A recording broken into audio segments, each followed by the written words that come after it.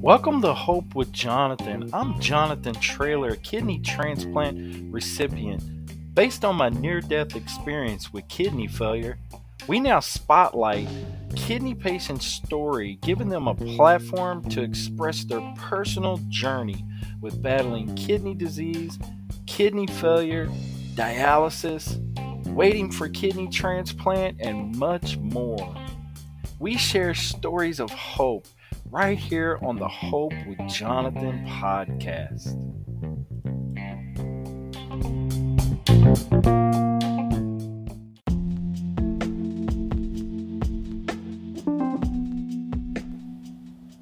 Hope with Jonathan podcast is a Hope Media production. Never let hope become a memory. Hope with Jonathan podcast is a Hope Media production.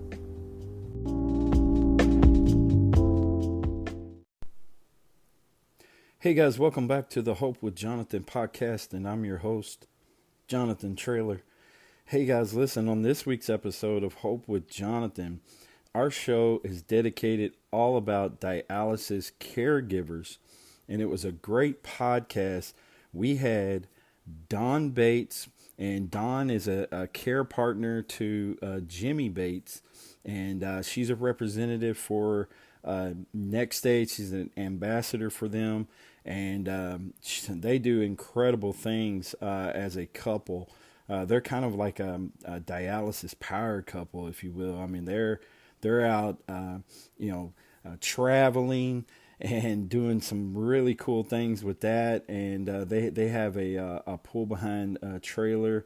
It's like a fifth wheel that is amazing. It's got the logos on it, the Next Stage logos, and they're really going above and beyond the limits of being on home dialysis, where they're showing what you can really do.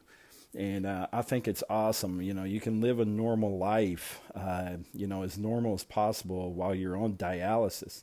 And Dawn and Jimmie Bates are a great representation of that. And they're great advocates, great people. And so they're on this podcast. And then we also featured all the way from Toronto, Canada, Kyle Hawkridge, where he is a caregiver to his wife, Shannon, who is on she's on home dialysis as well. She does peritoneal dialysis, and she suffers with polycystic kidney disease. Kyle is the founder of Kidney Warrior merch, also the founder of KidneyConversations.info, and I'm co-partnering with him as well. So we're co-partners on KidneyConversations.info. But it's an incredible honor to have Kyle on this podcast. Kyle, again, is a caregiver for Shannon, and she does peritoneal dialysis, as I had mentioned before. So what Kyle talks about in this podcast is how that he helps her, set up the machine and get all of her materials and supplies and everything that she needs to be able to complete a dialysis treatment. So it was definitely an honor to have Kyle Hawkridge from Toronto, Canada. And then last but not least, of course, a very special lady in my life, my wife of 21 years, who was my dialysis caregiver, care partner. And I did home dialysis for a very short time. I don't want to get all into the story of the reason why I only did dialysis for a short amount of time and home dialysis, but if I would have been able to do it all over, I would have chose home dialysis from the get-go. But my case was a little bit different because I ended up crashing into dialysis. And when that happens to you, you definitely have to have the central line put in, and you're on hemodialysis at that point. And, and there was not any talks in my center about, going on dialysis at home until much later on, after I had been in center for a while. But that's a whole nother subject, but we could cover probably on another podcast. But it was a great honor to have my wife, Melissa. She's my best friend, and caregiver, and what greater gift to be a caregiver to your spouse or loved one. And I really appreciate my wife and love her. Hope you guys will enjoy this podcast. Again, this is going to be a podcast directed to and dedicated to all care partners. Thanks again, guys. Take care. God bless. This is Jonathan.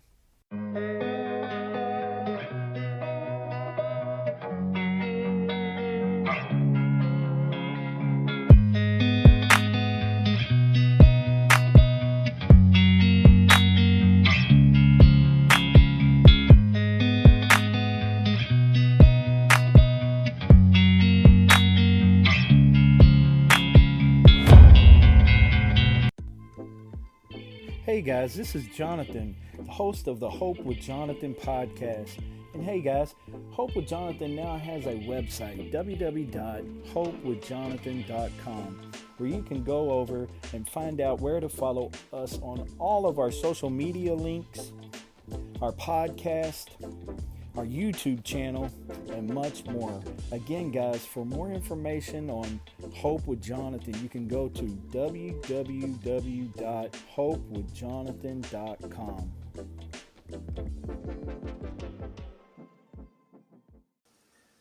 Hey guys, welcome to the show. Hello. Hello. Hope everyone's doing well tonight. Good. Love that intro. Thanks. No problem, man. I really put a lot of heart and soul and time and effort into these, so I appreciate your compliment. But I guess what we'll do is we'll go ahead and start kind of around the room and kind of let everyone introduce themselves. So I guess we'll start with Melissa. Go ahead, Melissa. Oh, great. I get to go first. Well, I'm Melissa Traylor, Jonathan's wife. Basically, we've been together 20 years. I don't really know what more to say. Well, you were my dialysis caregiver. Yes. You talked about it was like the best thing, that happened to you. Yeah. For that, I did see a difference, in your demeanor and things like that. I do know that it opened up our schedule a little bit. I was definitely nervous doing that. I agreed to it. I don't really see myself as like a caregiver I guess it's just I'm your wife and we would take care of each other no matter what. So it wasn't like anything. I don't have a special title, or you keep saying like an angel or whatever. I don't look at it like that. It's just something you do. When you got to do it, you do it. Well, I beg to differ. I think you definitely were my angel, and I appreciate that. You put a lot of heart and soul into it. So definitely was my angel and my caregiver, and at a time when I really needed you. And so you definitely were my angel. So definitely appreciate it. Hey, we'll come right back to you, Melissa. Hey, Kyle, Okay. you want to go next? Sure.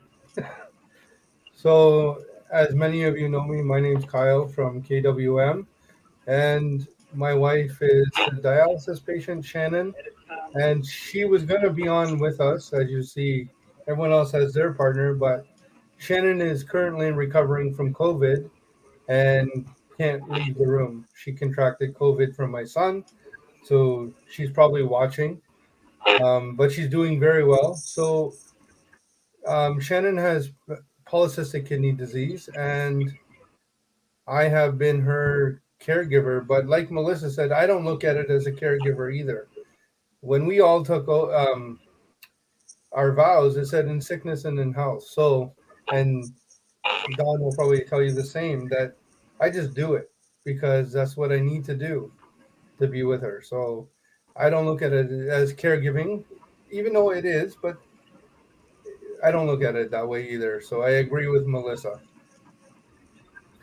Well, I'm sure if Shannon could speak for you, or she was here, I'm sure she would beg to differ. But because caregivers are just amazing, and not everybody's willing to do it. So it's I think it's definitely worth being committed for. But we'll come back to you, Kyle, Okay. and we're going to let Don and Jimmie Bates speak for a few minutes.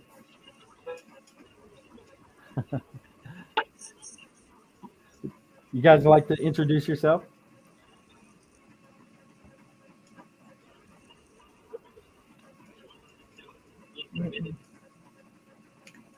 See, I am.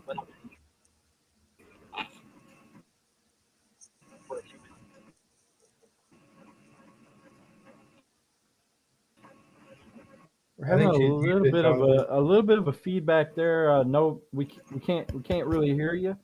So I'm gonna remove them for now and have them come back. But this was my first question for you guys. Since we're gonna go ahead and get into questions. I hope you guys don't mind that. But what modality choice? So Melissa, if you remember correctly, so we did hemodialysis. Right. For many of you that are out there, pretty much know what hemodialysis is already. But hemodialysis is where they put needles into a fistula or with a central line in your chest. Many of you call it a permacath. That's the way that they do dialysis, where they cleanse your blood and all that. You got to cleanse the blood because you got to remove the toxins and the extra fluid, because when your kidneys don't work, your kidneys have no way of filtering the blood, removal of fluid and toxins. So you have to have the process of dialysis. There's two modality choices that you can have. You can either do hemodialysis or peritoneal dialysis. And so then Kyle, his wife Shannon is doing peritoneal. Kyle, can you tell us a little bit of how you do peritoneal? Yeah. So every night, Shannon, I set up her machine, and she will connect to the machine just before bedtime, and she's on that machine. There's a lot of like little science involved, like what solution she's going to use. We figure all that out based on her blood pressure, her weight, and how she's feeling on that day. And then she will hook up beside me in the bed. She'll hook up for 10 hours, and it's like a 2 to 3 hour cycle. And so she'll be filled with the solution. The machine will rest for 2 hours, and as she's sleeping, it'll drain, clean, taking out all the toxins with it, and then refill her again. And that goes on for a 10-hour cycle. Okay. All right. Hey, Don was having a little bit of some communication there, some internet issues. We've all had them. Welcome back to the show, Don. I want you guys to introduce yourself and tell us a little bit about yourself. Okay. My name's Dawn Bates, and Jimmie here. Hey, He's Jimmie. finishing his treatment. We are from Iowa, and he was actually on in-center dialysis when we reconnected. We grew up together. We've known each other since we were 12 years old, and went through school together after we graduated high school. Lost touch 25 years later, reconnected. And at that point in time, like I said, he was already doing in-center. We started seeing each other exclusively, and he's like, "Do you know what you're getting yourself into?" And I'm like, "Oh, yes, absolutely." Well, all of us No. know we really don't No. Yeah. until we're in the middle of it. But it didn't matter, it didn't matter, because it's like I loved him and whatever it was going to take. And when shortly after we were married, we were approached by the home dialysis nurse, and she asked if he would be interested in doing home hemo, and he was not interested at all. He didn't want anything to do with it. And I am a very pushy wife. I say it all the time. And I just said, look, go experience the difference. If you don't like it, go back to doing what you're doing. Yeah. And he tried it and he loved it, and he has been on it ever since. In 2012, he got a transplant. In 2017, he crashed back into dialysis after a very scary time on ECMO and lots of other medical issues. Yeah. But he has been actually Sunday was 4 years that he's been back on HHD. So And he chooses to do it 7 days a week because he feels better. It's not his prescription. He asked the doctor if he could do it every day, and the doc said yes. So Amazing. And you know what? I remember you came on and did the interview with me, and we talked about Jimmie's experience when he lost a lot of weight and would look very sickly. I seen a lot of the pictures of him when he was in that time and era, and he looks 100% better than what he looked like then. And so I would say home hemodialysis has just been a lifesaver for him. Absolutely. Yeah. So he looks incredible compared to those photos. Hey, Jim. We're talking about you, brother. But yeah, incredible difference. I know when I went on home hemo, not to disclude peritoneal, because Kyle, you can chime in at any time. I know that Shannon's doing peritoneal, but man, I felt incredible. I was doing 5 treatments a week, or 5 treatments, a week, versus 3 treatments a week. And but I could tell immediately that I had a lot more energy. I was able to walk for miles. I mean, I was doing like 3-mile walks. I was riding my bike, my mountain bike. I mean, I had an incredible amount of energy. And when I went in and followed up with my nephrologist, she looked at me and said, I wouldn't even know you're a dialysis patient if you wouldn't told me, because you look so well. Your labs look excellent. And so, yeah, I mean, home hemodialysis, but I couldn't have done it without my caregiver, Melissa. So she was just incredible. Well, I can say about peritoneal. So Shannon was 3 days a week in center hemo. And the reason she came home was she had the chest catheter for 2 years almost. And with her being her age, which I'm not going to say, I like my head right here. Being younger, they said, we need to get that out of your heart. It's got to come out. So she had 5 fistula surgeries, and they all failed. So peritoneal was like the only option. Now, Shannon with polycystic kidney disease, I saw her mom on peritoneal, and I was like, I don't like it. Like, it was every 4 hours for her mom, and there was no life there. So when they offered the overnight, I was like, okay, let's do that. And she has responded better than hemodialysis. I don't know if it's because of the overnight treatment and the 10 hours every day is helping her, and not getting up every 3 days, 7 o'clock in the morning, we'd have to be there. And sitting on that machine for 4 hours and trying to come home. And I mean, I guess one of the differences too that we're noticing is we have younger children. My youngest is 9 years old. So it's actually really helping in that aspect too. Awesome. Yeah, it was great for the kids. I had more energy, do things with, of course, my kids were a little bit older, teenagers, but Dad still got to try to keep up with them. Good luck. Oh, absolutely. And, Jonathan, all of our kids are grown. We have, between Jimmie and I, we have 5 kids, but we have 13 grandkids.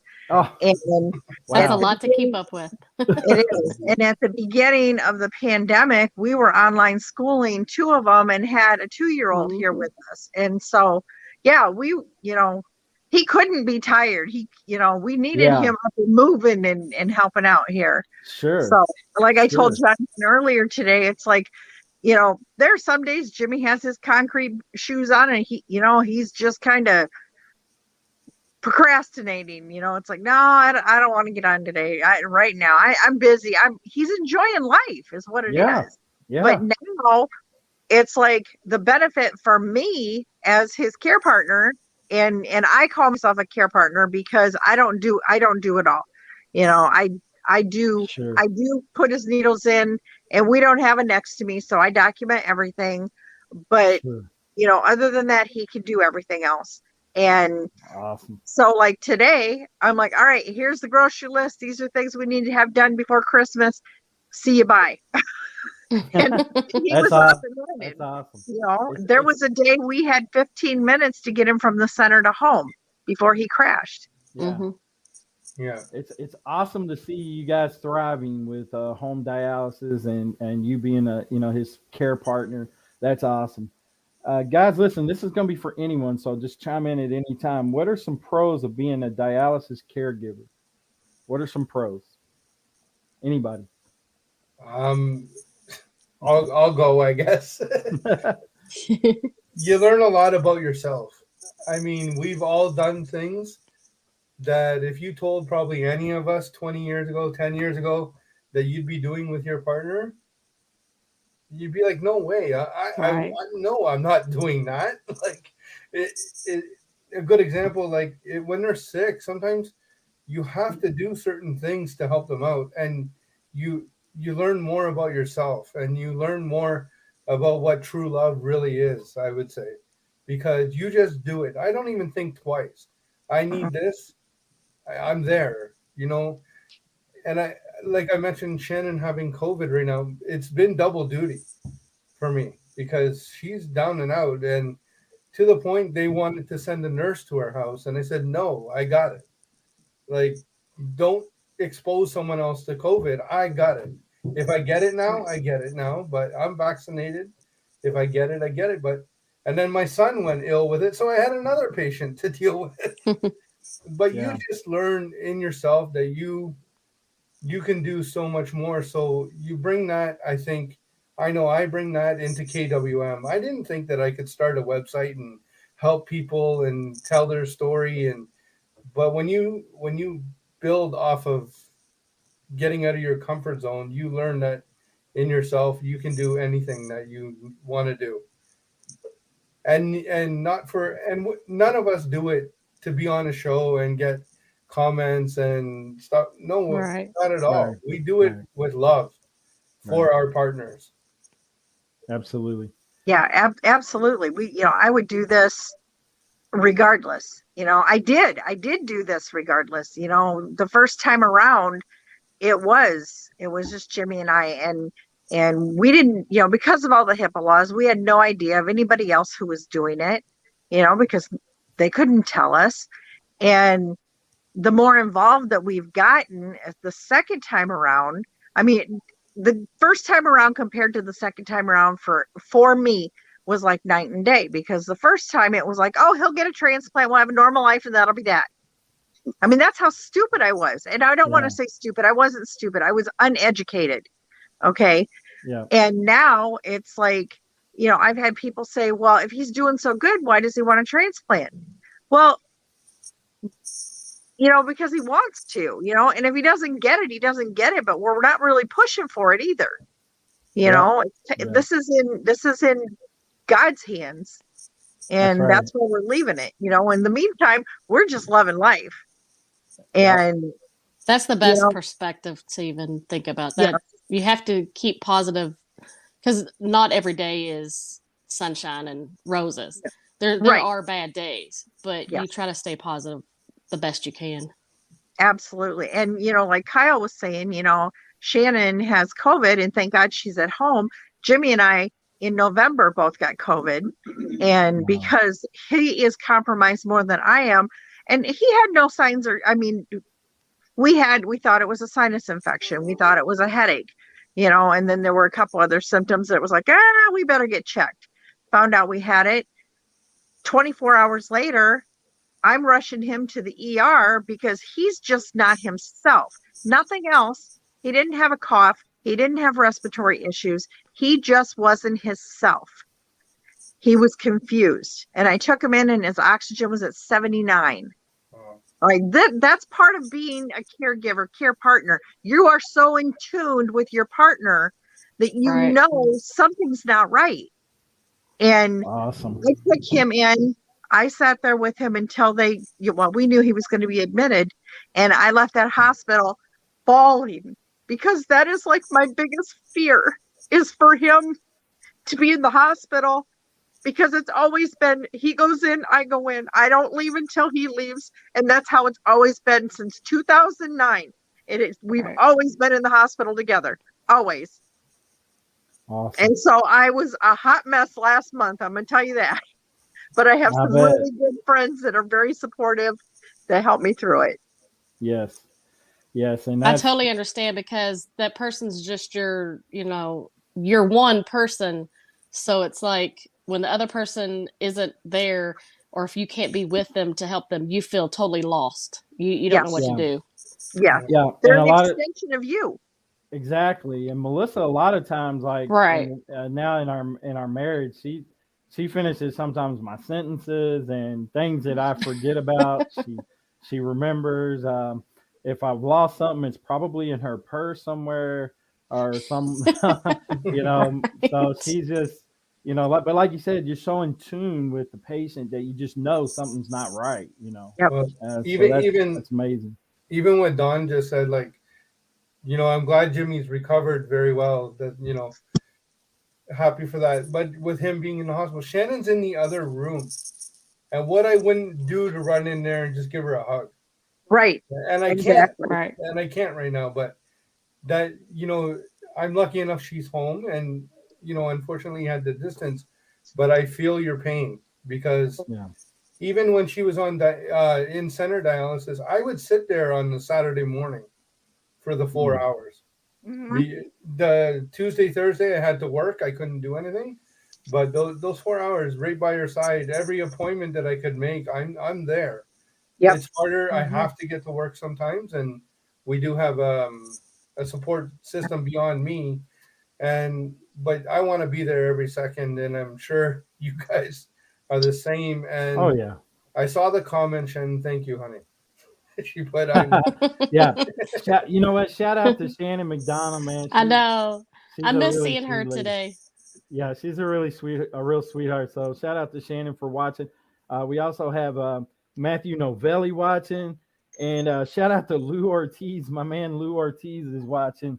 So shout out to Lou. He's a real cool guy. I really appreciate his support for Hope with Jonathan.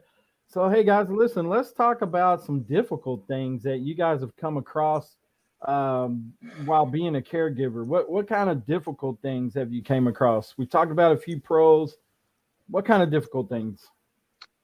ladies. Anybody want to go Well, first? I guess I can discuss that a little bit. When we first started out, like Dawn was saying that think like you think it, like you can handle it, but then you're gonna come across those situations that wait a minute, I don't know what I'm doing.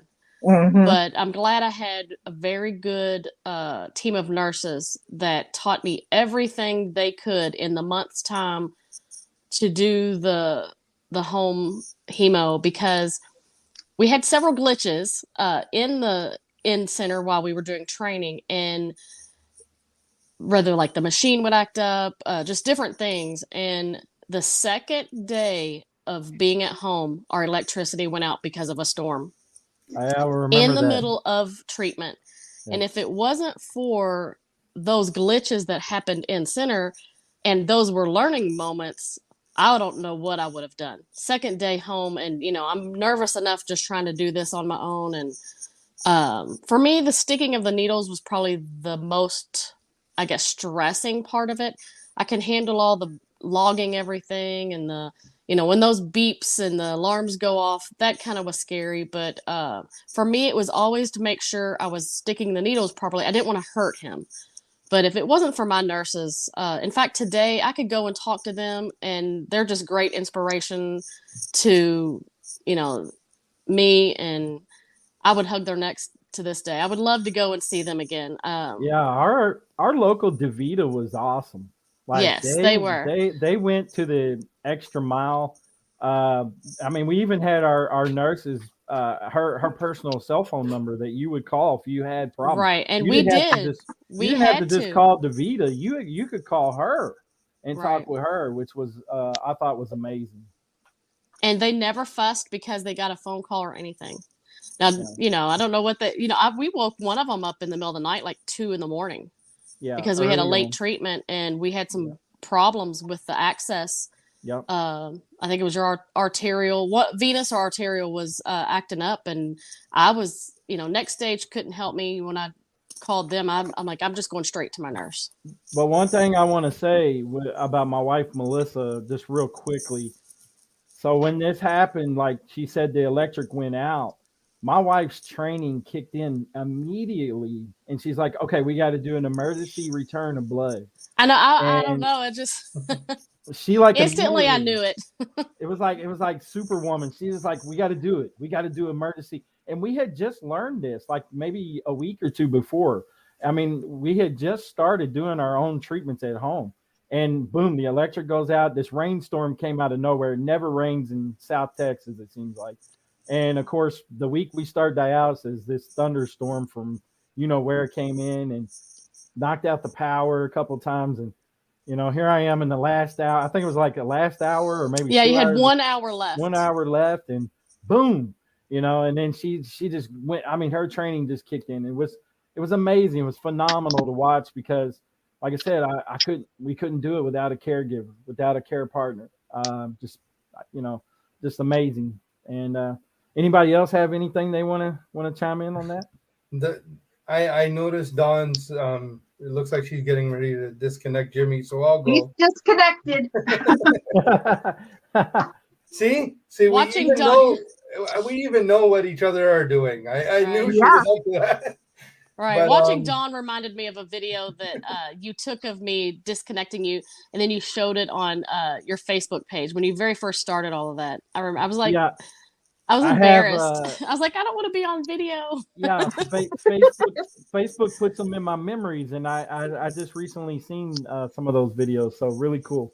Yeah. So one of the cons for me is the equipment, the amount of boxes, the amount of equipment that we have here. Up here, they're gracious enough. We have delivery every 2 weeks. The very first time we got that delivery of 75 boxes for 1 month, it was just insane. I didn't know where to put it. Right. So now we're on a 2-week schedule, so it's not as bad. They do tomorrow's delivery day, so we have to prepare for that, but it's not as bad. And the other con is I just want my wife to be okay and not do this anymore, and all of us get our lives back. And that's a con for me. That's just doing it is a con. Why? I'd rather do it, not her. I don't want her to do it. So that they're my cons. Otherwise, as long as she responds well, and I think on one other small con, we know them better than they almost know themselves, and getting the medical teams to listen to us, like with polycystic kidneys, she blew a cyst one day, and they had her in emerge for hours on hours, and I said, she blew a cyst, she's gonna be fine, just send her home. It takes a couple of days for the cyst to clear it all out. With dialysis, it'll clear out, she'll be fine. But no, they have to go through the steps. They don't listen to us, and we are the ones caring for them, and they need to listen to us as well. We're their voice when they can't speak. Right. Absolutely, Kyle. Absolutely. And I know that it was extremely frustrating. I mean, I feel very blessed that we did not have any emergencies, during when the pandemic was first out there and nobody could go in. I mean, you dropped your loved one off at the ER and drove away. You couldn't even go in and wait with them. That's how it was here. You couldn't even go into the ER with your loved one. And it's like, how are they supposed to speak for themselves if they're not feeling well? I mean, they're not even allowed to feel bad because, they're asking questions. And so it's very frustrating. And, we even the day that Jimmie was admitted with COVID, I panicked because this is me. This is nobody can take care of him better than I can. Right. Right. I remember the first time I put needles in my husband, I cried. Okay. I cried. And yes, you know what? I accidentally dumped a whole bag of saline into my husband, like within the first week of being home, and called the nurse. And I talk a lot. I do. I got a gift to get up. And you know what? When I am panicked, I'm quiet. And she knew that. And he knew that. And so he's talking to me. I got her on the phone And she's asking me questions, and I'm looking at the machine. I'm looking at him, and I'm trying to figure out what is going on. Where did his blood go? And the next question out of my nurse's mouth is your door unlocked? And I said, yes. And she walked into my house. So she was driving across town to my house in the middle of this emergency because she knew I was panicked. This is December. I'm ready to throw this damn machine out the window. And I told totally her, understand. yes. And you know what she said? It's okay, honey. I'll go out and pick it up and clean it off, and we'll get it all set up for you again. It's okay. That's a great nurse right there. She is an amazing nurse. She is, and I'm so proud to say she's running our program now. So That's she's in awesome. charge. Wow. But That's yeah, awesome. I mean, I've also had times we had to call in the middle of the night because Jimmie had a panic attack, and we thought he was having a heart attack. And yep, she was great. She was great. So Don, that's awesome. You know what? That brings back a memory about our machines. We had, how many failed machines did we have? Three. And like the first month, we had like 2 defective machines. They kept throwing a code. I forget which code it was. Don't ask me right now. I don't remember. I mean, that's a little foggy. Yeah, so they train you on all these codes that you're going to see on the regular. But then this was like a code that we had to get the book out and start looking through codes to find out what this code was. And it had to do with a sensor and a mirror that are inside when you pull open the door and you look inside where you put the cartridge, there's some sensors and mirrors in there. And when we finally, got a hold of them, they said, yeah, we're going to have to send you another machine. This happened like twice. And I was like, I don't know what's going on. This is crazy. But you know what? Shout out to Next Stage. We had a machine within 24 hours. I never missed the treatment. Did I, Melissa? No. Never missed the treatment. I was amazed about that. Even though like sometimes the shipments were a little iffy, but you did get your supplies. But when they had to give you a new machine, it was there. They air flighted it. It was fast. Yes, it was. And we're an hour from the airport anyway, so it was within 24 hours. Yep. Well, let's talk a little bit about setup and who does all that and the process. I know with hemodialysis there was kind of a more of a time of a setup, and we had some tricks and tips and some ways to kind of cut some corners. That way we were kind of set up for the next treatment. I can't really speak on peritoneal, so I guess I'll let Kyle maybe go first. Kyle, what's your setup like? Does Shannon help you, or do you do all the work, or what's the setup? What's the process? I do everything. I'm joking. She's gonna knock you out later. She can't come out of the room. Yeah, I've seen a shoe fly by your head. So for Shannon, I do mainly the setup. So she tells me what her treatment should be that night based upon her numbers. And those bags for peritoneal can get really heavy. They're 5-liter bags. So I think each box, there's 2 in a box, and they're about 25, 30 pounds a box. So it's a little heavy for her. And breaking those bags, so you have to break them. See, I got in trouble now. So there's 2 compartments, and you have to break them. It's a little tough to break them. So I do all the setup for her. And then priming the machine, it takes about half an hour to get all the parts in and everything. Sure. And then she also has a day drain. So after she's done the morning, she'll hold on to the solution for about 5 hours. And I'm at work at that time. So I just kind of set her up, with the drain bag, and then she can take care of that. During this time, I've still been breaking the bags, and then I leave. So she also knows how to do the smaller parts. So she's taking care of herself in there.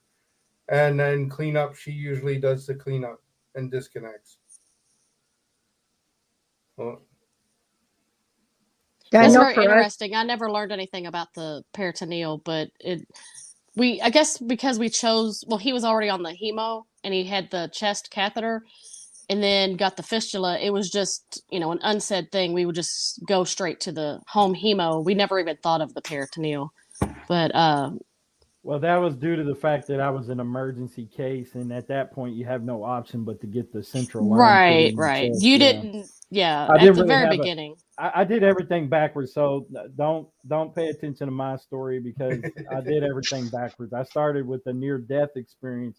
I was supposed to be preparing myself, but anyway, you guys can go back and watch another video and kind of find out more about my story.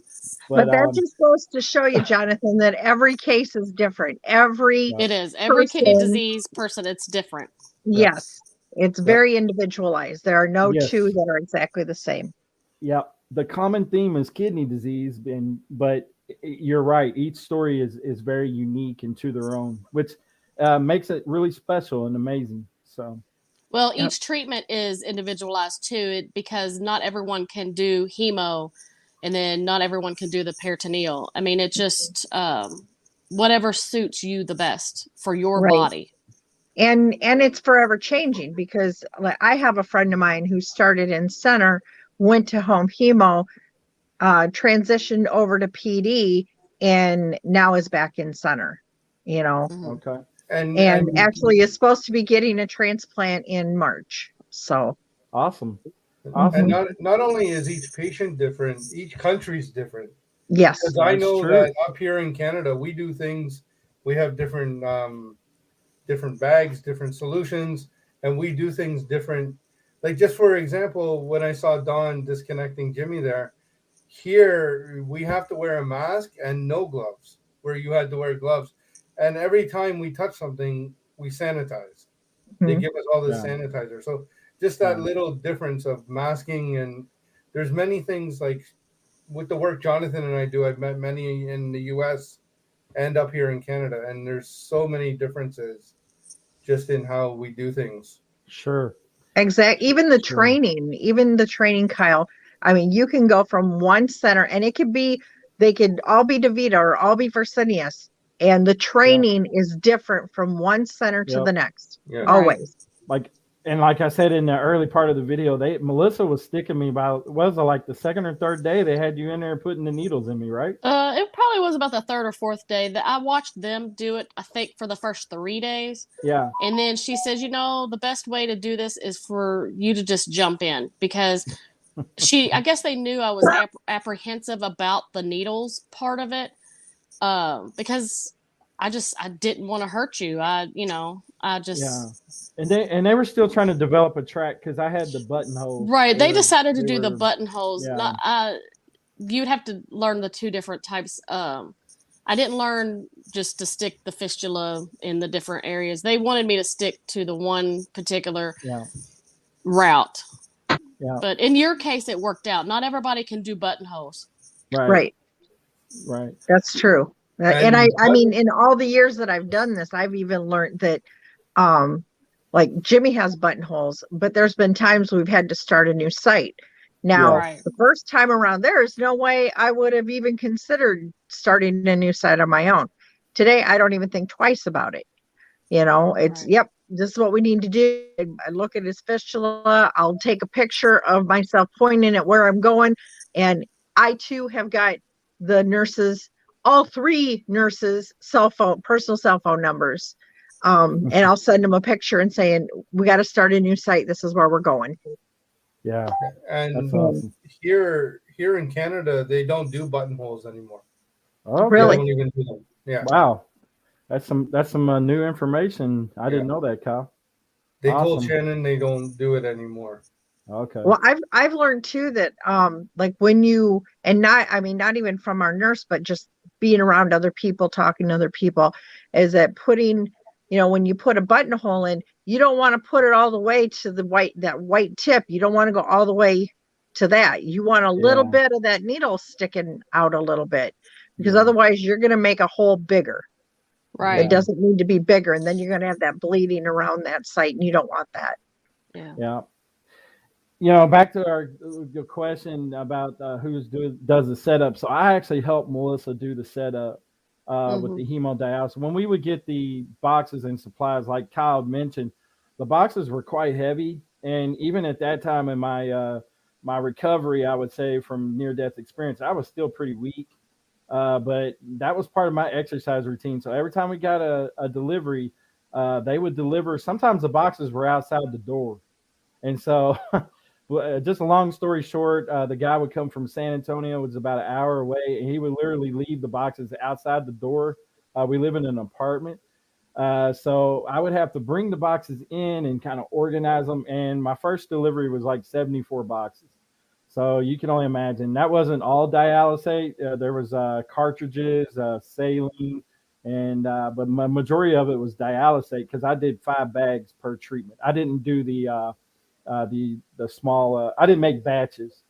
Yeah, Uh, you didn't use the pure flow. yeah, didn't use the Yeah. pure flow. They said that bags would probably be the best way Mm. for me to do it, so that's the way they trained us. Well, that Well, also had to do with our apartment and the space yeah, that we had we and probably the could have done it. access of our water. Yeah, we probably could have made it work, but Hmm. there was something about a plumber was going to have to get involved or something. So we did No, bags. I know I didn't understand that either, but yeah, we could Well, have yeah, done it. that was yeah, Davita's excuse. right, yeah, because we live in an upstairs apartment. All right, it's 15 Uh-huh. steps up to our apartment, and we get our delivery once a month. And yeah, that first delivery was a pain in the butt. Yeah, Okay, and yes, if we travel taking that machine up and down the steps, it is not easy. yeah, That's something we have to do together. yeah, Setting up the machine, that's going to depend on the day. Right. If I need Jimmy to do some running, I'll be like, all right, dude, here's the deal.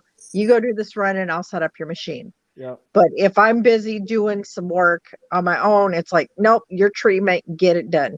you know? Um, yeah. but that's how it is. But yeah, even as far as like the water line, no, we rent from my mom and she was just like, no, I don't want any extra plumbing. So we connect to a faucet, our kitchen faucet, and we Sure. drain into our kitchen sink and That's what Uh, we follow did. that. We drain our line into our kitchen sink, so I don't know Mhm, why we couldn't have I done the pure flow, but mhm. it worked out the best the way it was, I Yep, guess. Yeah. yep. And so, yeah. And so, in doing that, like I was in charge of lifting the boxes and all Mhm. that stuff. And then Melissa would handle like the charts and writing down all the blood pressure readings and all that stuff. And then, of I would course, snap the lines yeah, and, you did the setup, you did the yeah, prep. So, like priming the machine, right, you priming did it. all that.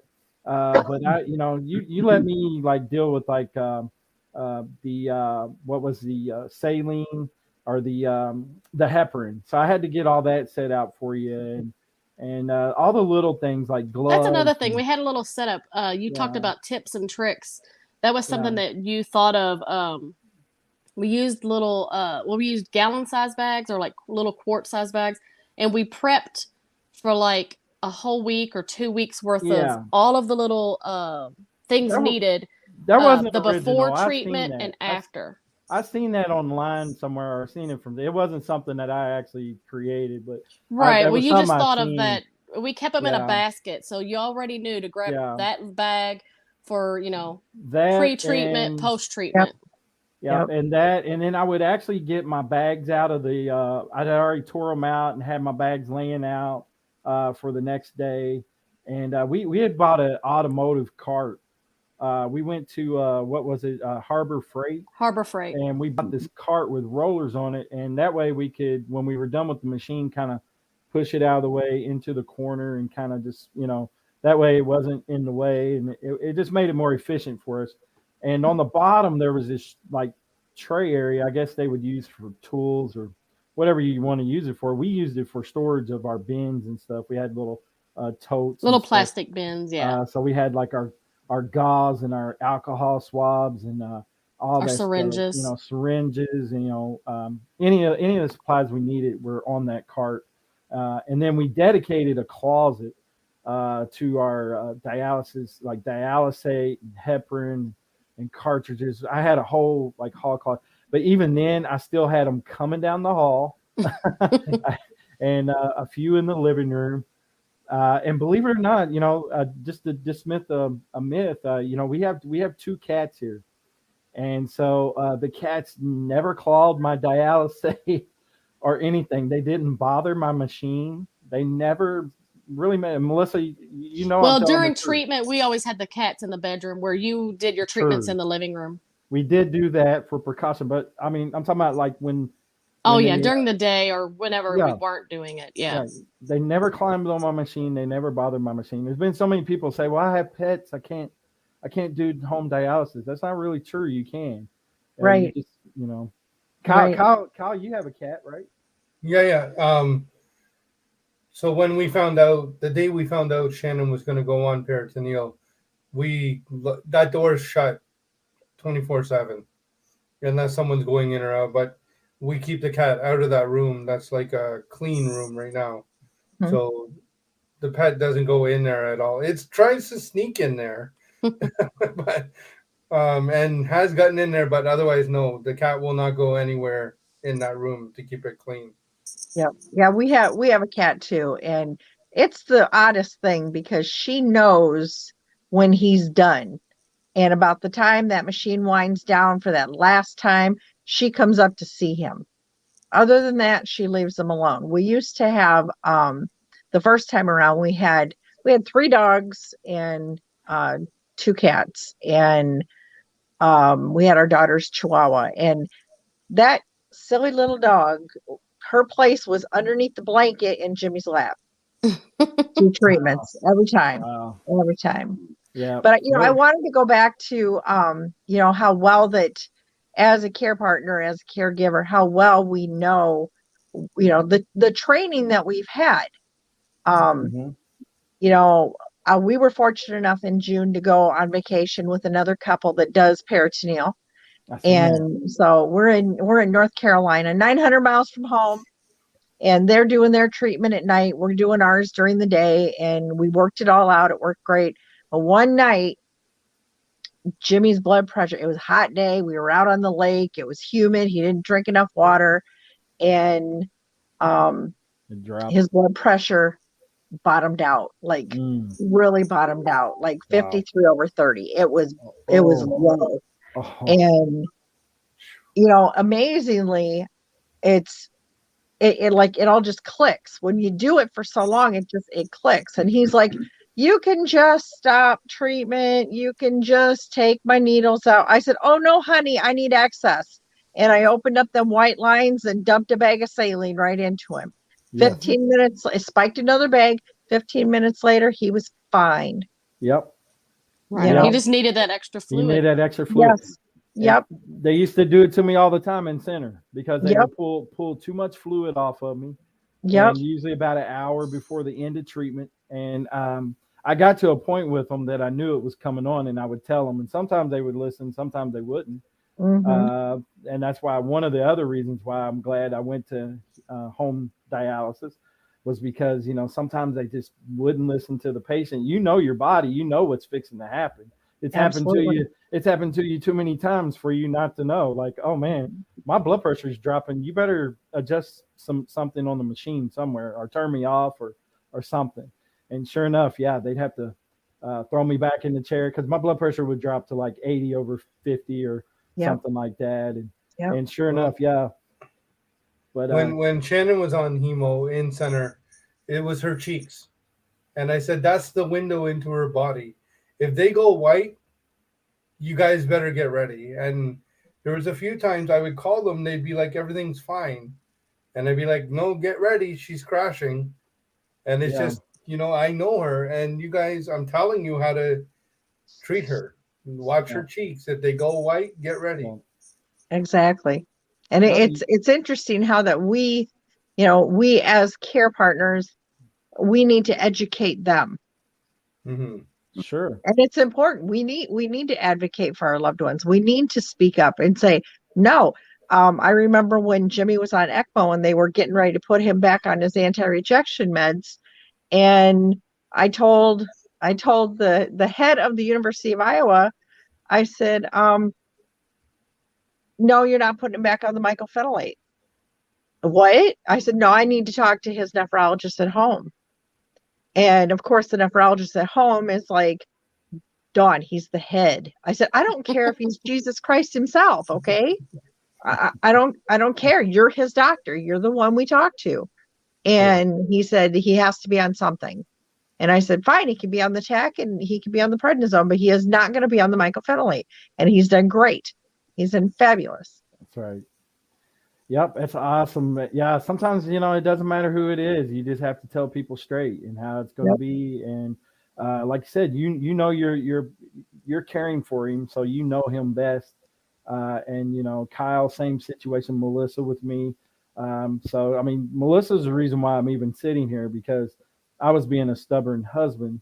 Thought I was fighting the flu. No, it was stage 5 ESRD, and she kept begging me to go to the emergency room. She's like, something's wrong. You need to get up and go to the emergency room. And For then, 2 days, I yeah, begged you. 2 and days. I end up in a helicopter. You're in stage 5 ESRD. Your kidneys are failed. We got to get you to dialysis. And of course, I'm in a smaller town here. They don't have dialysis at my hospital for whatever reason, and they don't even have a machine. So they put me in a helicopter and got me to San Antonio as quick as they could. But because of a care partner, and my wife knew something was wrong, that's what saved my life. So, and then, of course, she becomes my caregiver doing home dialysis. So, let's just put it this way. I owe Melissa a whole lot. So, yeah, I gave her 2 children. So I don't know. That's probably not payback, because right now they're teenagers. So we'll see what happens. I'll give them back. But listen, guys, I got really like one, maybe 2 more questions. We could probably fit them in. One that's going to be a quick one. So just real quick, in-center dialysis or home dialysis? Home. Always home. No question about it. In our case, home. If God, forbid, if you ever had to go back on dialysis, I would do it all over again. Even though it makes me nervous, I would still do it. Absolutely. Yeah, Because I know I knew what you would go through in center, and the nurses are great. It's not the nurses; it's just the way they do things. Their protocols. Just. And our center wasn't a bad center. It's just I seen a lot that went on in the center that I didn't care for. Plus the schedule. You were Tuesday, Thursday, Saturday, and you're right. You were stuck to that schedule only. You had to take that time frame, because when they fit you in from the very beginning, they didn't even have a spot for you. Yeah. You had to stay in the hospital an extra week when you had your emergency failure, and they couldn't even get you aligned in a chair. And so definitely home, because you can do it at any time of the day. Like they are doing it 7 days. We did it 5, it's whatever, you do your treatment according to your doctor's prescription, but like the extra treatments do cleanse your body better than just doing 3. Your kidney, the function of a machine still is only a small percentage of what a real kidney would do. So you just do the best scenario you can for the best cleansing, exactly. And I would choose home. And the thing is, Melissa, it's like you said, our clinic's good. In center, you know what? They're good at what they do, but their job is to do the bare minimum to keep you alive of the 3 days. And their goal is because they have 100 patients to deal with all day long. Yes. And so, you have that one patient that's your husband or wife or sister, mother, whoever that you're caring for. That person is your number one. And, they can't give that 100% to all 100 people. And I understand that, and because they're only going 3 days a week, their goal at the center is to get them to their dry weight, because they're not going to see them for another at least 48, sometimes 72 hours. Right. So they have to get him to that dry weight. Now for us, you know what? Jimmie might be a little heavy, and his blood pressure's a little low. Do you think I'm taking any fluid off of him? Heck no. We'll get it the next day. It'll be fine. Right. All right. That's the freedom that we have of being at home. Yes. And just like our emergency where we had to do the emergency rinse back, we couldn't complete the treatment because we still had an hour to go, but we did it the next day anyway. Yep.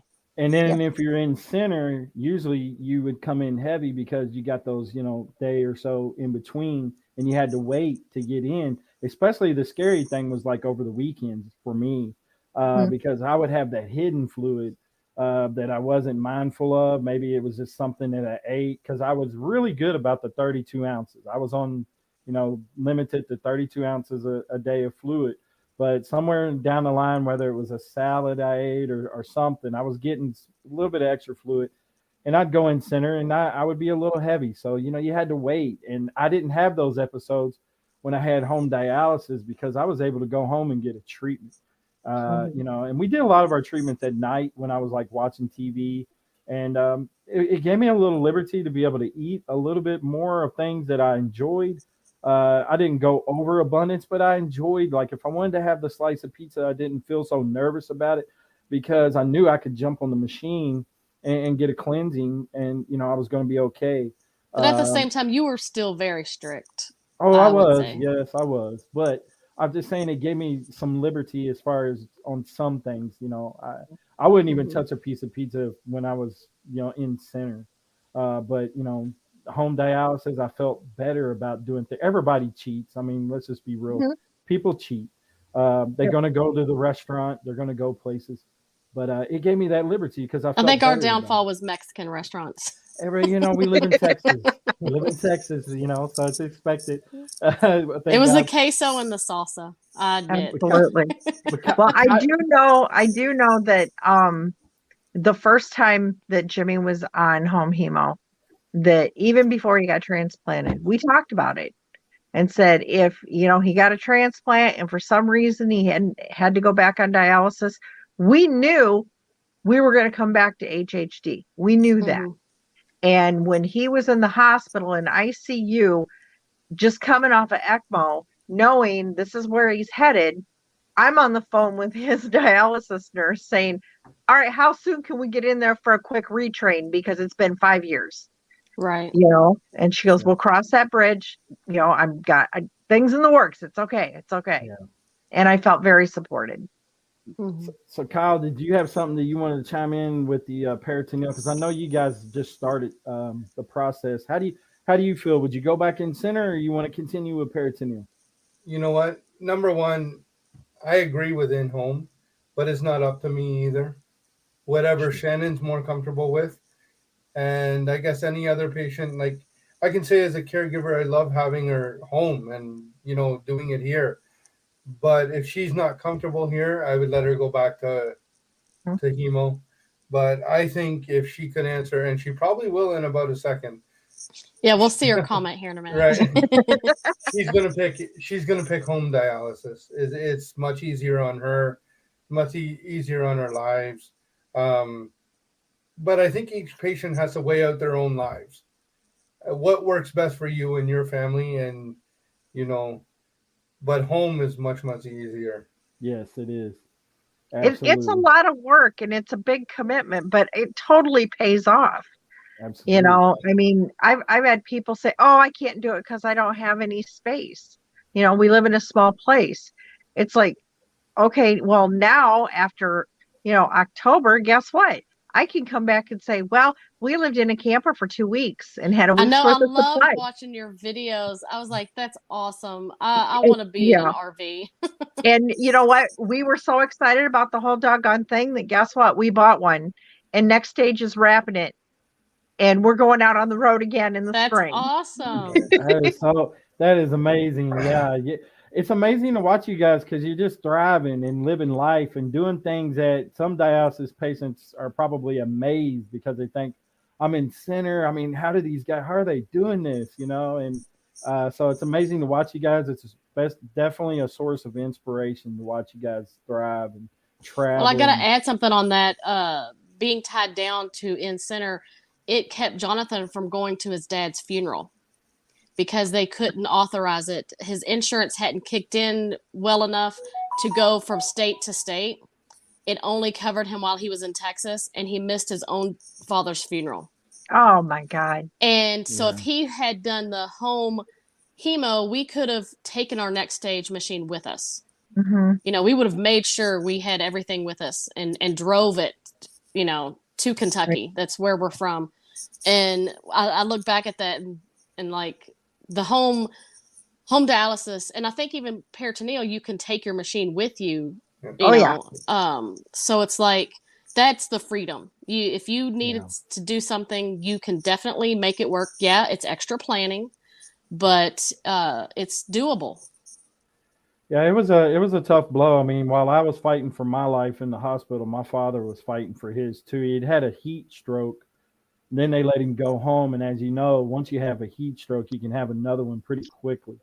So he went home, and I don't know why, but for whatever reason, my father was found dead a couple days in his home. He had been in his home for a couple of days where they think he either had a heart attack or another heat stroke. And so that was about a month after I was home, Melissa, from my near-death experience. Right. You had just started your in-center treatment.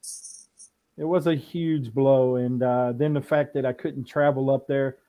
So, yeah, I mean, if I had been on home hemo, you know what? We would have packed up and we would have went for sure. But, my father's in a better place, and God rest his soul. And still miss him, still right. I didn't mean to bring up, sad moments, but I was like, that's an instance that, when you need to go, you can take your machine with you. Exactly. Wherever it is. Exactly. Yeah. Actually, it's funny because we've had people, they're like, how do you do that? How do you just get up and go?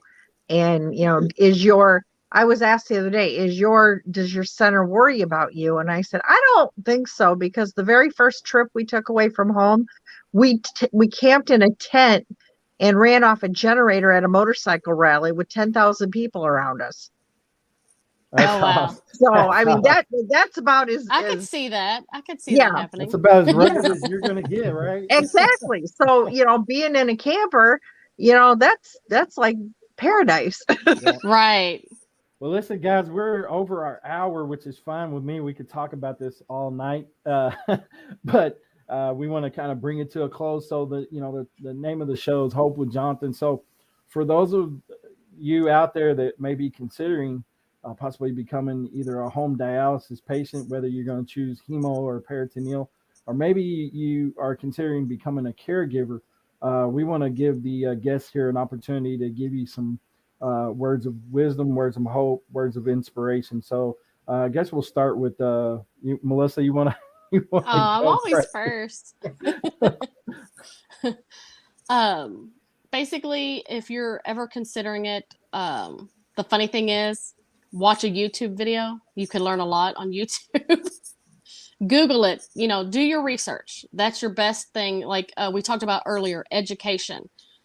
We were like deer in headlights from the get-go. When you're thrown into a disease or an illness, that's definitely going to get you. But just do your research.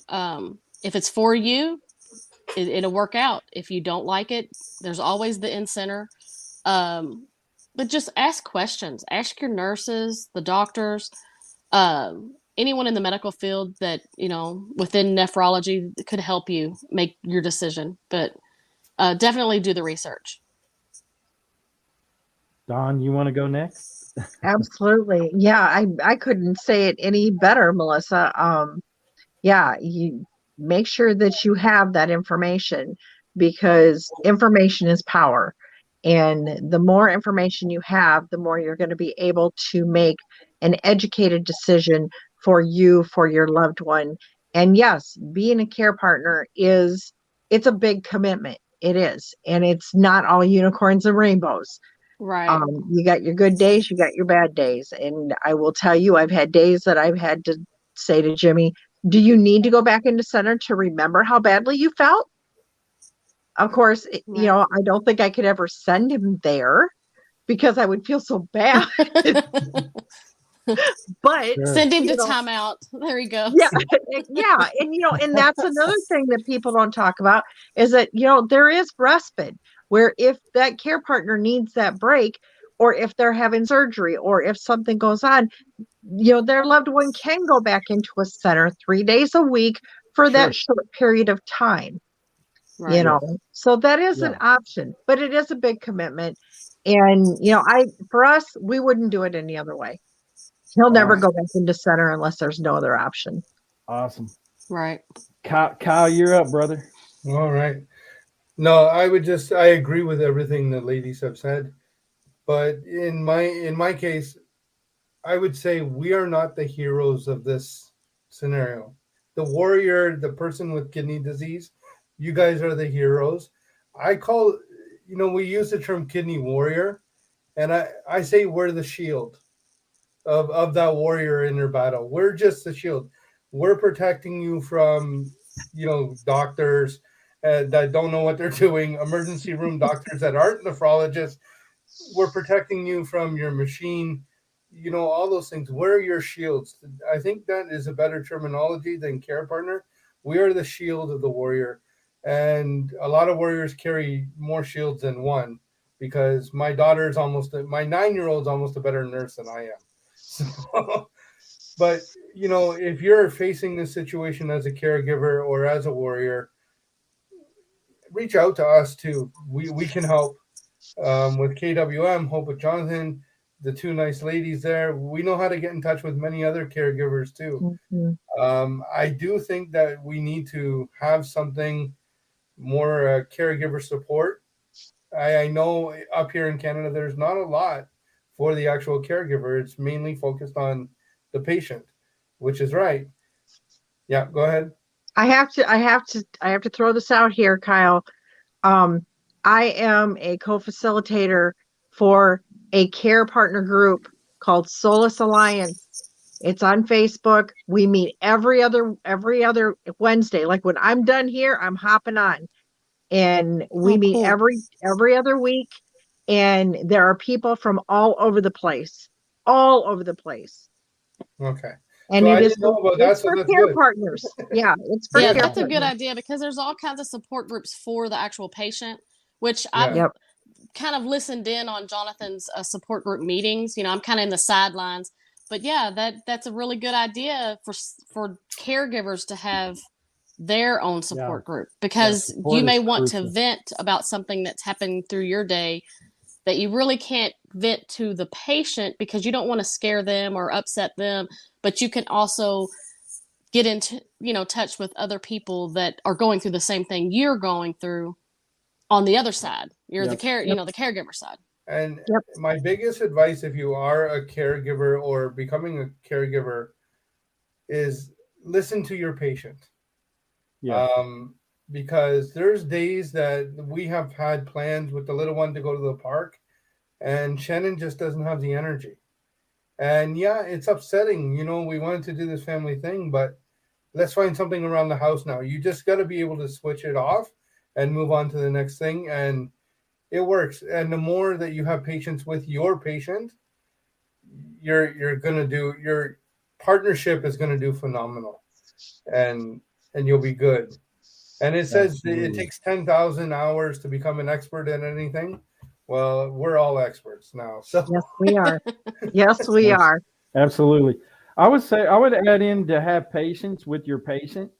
Yeah. Because there's going to be some hectic moments and some times that, like I said, it's not always going to be a bed of roses. It's not always going to be perfect, but so you're going to have patience for sure, and definitely patience with yourself as you begin to learn the process, because it is a learning curve and there are things that you're going to have to learn. But you guys are amazing. I appreciate you so much for coming on tonight and sharing your stories.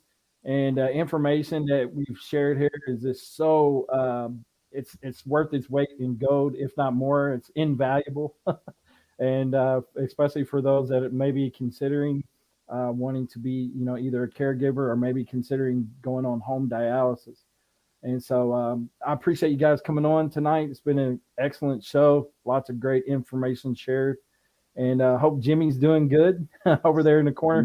He's great. He's relaxing now. Yep, He is. just chilling. He's just chilling. We appreciate you, Jimmie, for coming on. And, You bet. And Don, and you guys are amazing. Kyle from Canada, Toronto, Canada. And I know if, Shannon hadn't been sick, maybe we could have got Shannon on the show. And Melissa, we should have just pulled up a chair. You could have been right next to me. You're over in the other room. I think our sound would have we would have muffled over top of each other. No. People do it all the time. We do it all the time. I know I answer your sentences, so I finished the sentences, so I should have just sat next to you. But hey, guys, I really appreciate everybody for joining on and watching our YouTube show here. Hope with Jonathan. It's been amazing. We've had a lot of people watching, lots of interaction and comments. Definitely appreciate your support. If you haven't already had a chance, please hit the subscribe button. It would help us in our mission of sharing warrior stories just like this one tonight. Hey, guys, hope you guys have a really blessed holiday season. For those of you that just celebrate, happy holidays. I say Merry Christmas. So Merry Christmas to you guys. Happy New Year and all that. And hope you guys have a blessed one. Thanks again for watching Hope with Jonathan. Y'all take care. And y'all have a Merry blessed Christmas, evening. everybody. Merry Merry Christmas. Christmas.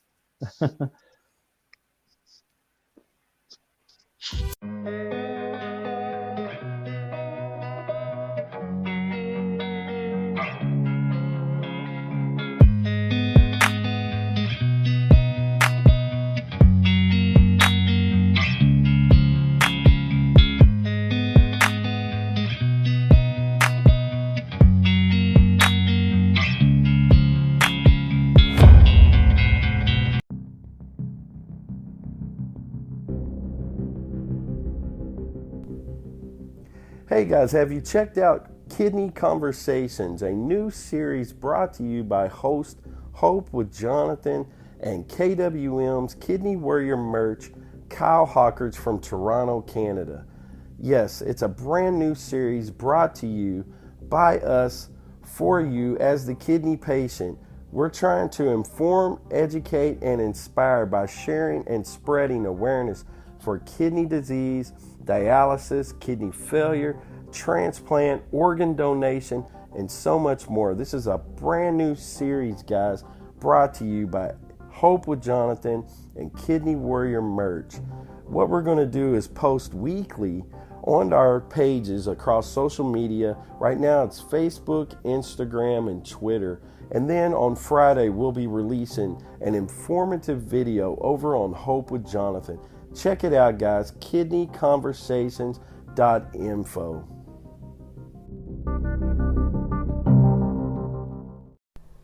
Thanks again, guys, for tuning in to the Hope with Jonathan podcast. I hope you guys found this podcast to be very informative. If you're ever considering being on home dialysis, whether it's hemodialysis, peritoneal, please reach out to us. We can definitely get you the right information. This was an incredible podcast. Again, guys, if you haven't already, check this out over on the YouTube channel. Please go check it out. It's a one-stop shop for all the brand new content that comes out from Hope with Jonathan. So if you enjoy what we're doing, go over there, click the subscribe, hit the bell. You'll definitely be notified of all of our great content that comes your way. And if you haven't been to our website, please go check it out at hopewithjonathan.com.